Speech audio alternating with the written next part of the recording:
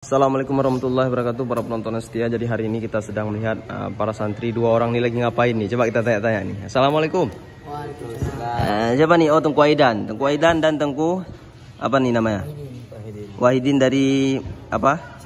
Cirung Kumbang. Lagi ngapain Tengku Aidan? Ini lagi bersih kotoran cicak. Oh iya ya. Coba kayak mana caranya? Kami mau lihat nih, para penonton mau lihat kayak mana caranya. Nah, ini kegiatan santri hari-hari. Diambil dulu. Dibersihin dulu ya. Nah, dibersihin yang bersih, kotorannya baru disuciin dengan air yang sedikit aja. Jangan banyak-banyak. Nah, sedikit aja. Asal udah kena udah. Nah, itu terlalu banyak pun nggak apa-apa. Nah, jadi jangan langsung di ini ya. Jangan setelah kita bersihin kotorannya nggak dicuci ya kan. Nah, itu salah itu. Tapi setelah kita bersihin kotorannya, kita angkat kotorannya, maka kita kasih bilas dengan air yang sedikit. Nah, begitu. Nah, udah lanjut. Nah, coba mau lihat lagi nih para penonton. Mana coba cari lagi mana? Nah, itu ada tuh, itu apa tuh? Nah, itu kan. Ini ya. Nah, masa nggak nampak? Nah, udah lanjut.